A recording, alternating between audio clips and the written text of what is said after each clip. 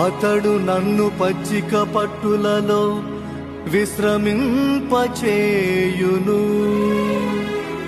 శాంతికరమైన జలముల యొద్దకు నడిపించుకొని పోవును.